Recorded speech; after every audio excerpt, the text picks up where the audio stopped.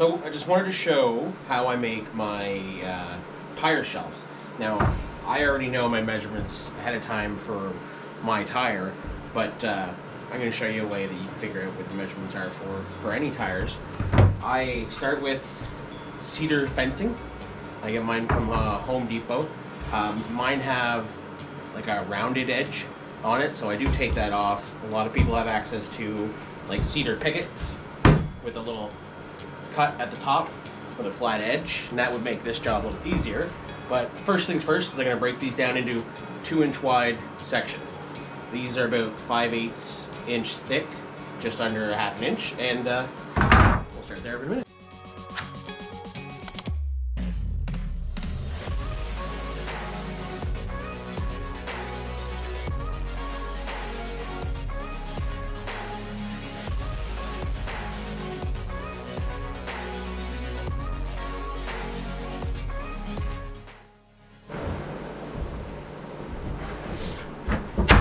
Alright, when you're done, you end up with these. These are just 2-inch sections of the wood. The next step is the spacers. Now I make mine simple. I make my spacers the same width as the board, so 2-inch spacers. So I'm going to grab a couple of those and show you what we do next. Alright, so these are the spacers. You can cut them out however you want. I use just a simple little cross-cut sled. I don't know if you saw that well. And they're important because for this step you're going to determine how big your slats need to be individually, but afterwards these are also what make putting it together easy.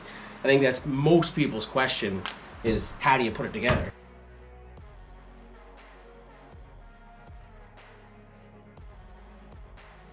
So what you see here is your tire shelf. Now, if you had a larger than a 20-inch tire shelf, you would obviously want to do as many as you need, and you'll do it based off your spacers. So if you wanted less space, you just cut your spacers to a smaller amount and add more. So what I do next, take your wheel, place it in a position that it looks like you like your shelves.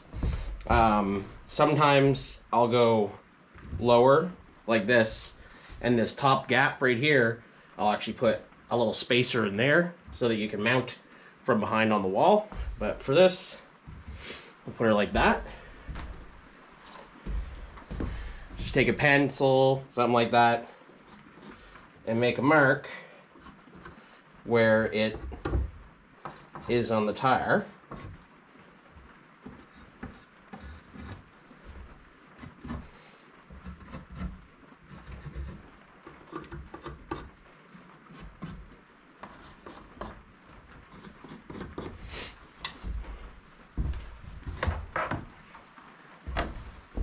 Alright, so when you're done, you'll see all your little marks here.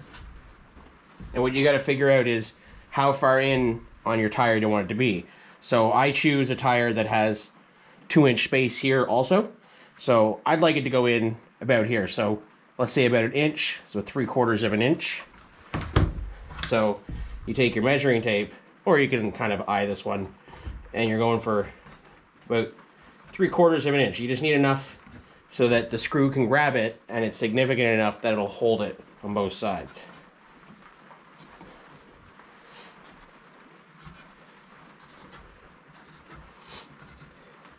So the first time you do this, it's a little wasteful because you're going to lose a little of this because you obviously start right from the end, but you'll be able to reuse the rest of this. I actually have mine down to the point where I have the cut list off of each one to let me know what I need for it. So next step, take these over to whatever you do to chop them. I'm going to use my miter station, and then we'll go from there. You got to sand these things really, really well because kids are going to be putting stuff on these.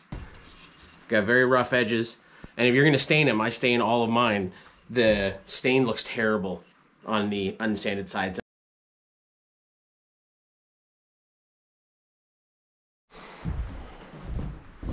All right, so we're getting close to the end. So these are all sanded down nicely. The big thing you gotta watch is I find a lot of the cedar fencing, it likes to chip up here, and you might not think it, but if a kid grabs their hand, pulls on this, you're gonna get splinters so fast. So I just use one of these guys at the end just to go on each corner. It improves the feel of it quite a lot. So this is the fun part. Small piece is on the top in mine. I start by making sure the middle can get in.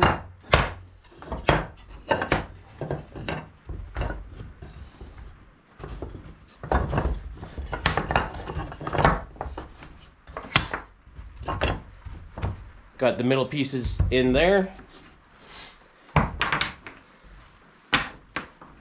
Get my spacers. And we're going to start from the bottom. So push it in. Make sure you can feel on both sides that the wood is sturdy there. Spacer. Spacer. Slide it down. Should be able to do the same thing. You can feel it there, and you can feel it there. You're going to want to hold these in place because, I mean, it's pushed up against rubber. It doesn't want to stay there just yet. Spacer. Spacer.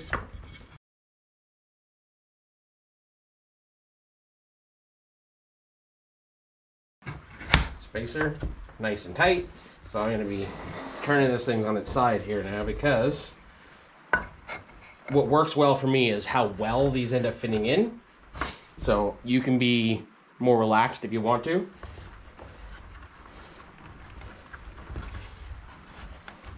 So I've really kind of got to wedge these spacers in.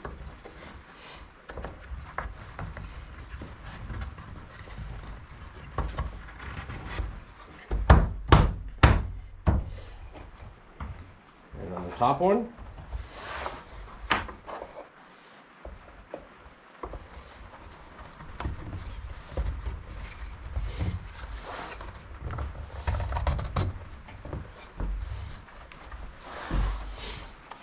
Alright, now that you know that your slats are all fit in, everything's held in tight, it's just a matter of staining or painting them, and then we can put it all together. This is everything I use. We've got a 20-inch by 2-inch tire, LED strip, power adapter, the remote for it. I've got my gloves, because these leave stain marks on your hands when you're putting them together, my 1/8-inch drill bit. We've got the spacers in here.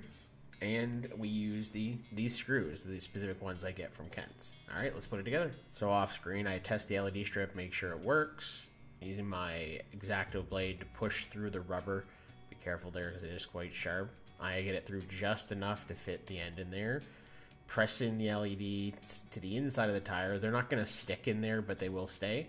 And I just fold over the end onto the beginning of the tire. Make sure the lights still work.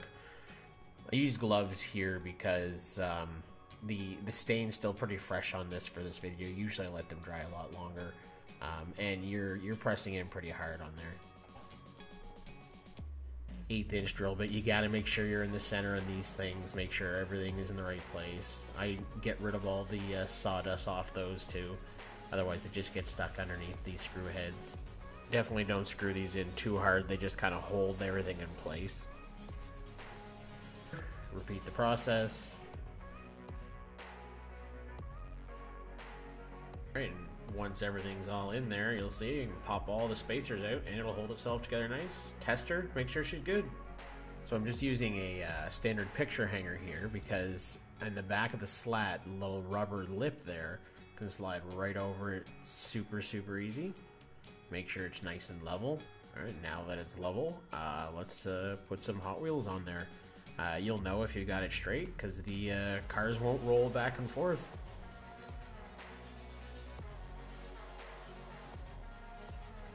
And there you got it. It's a tire shelf. There's two versions I make, as you're going to see here. We'll plug this one in, and you can see what it looks like when the lights are on. This is a pretty fun project I've been making for a couple of years now, and I just wanted to show everybody my process from beginning to end on how I make them and how I go about setting them up. Thanks for watching the video, and if you have any questions, just let me know in the comments.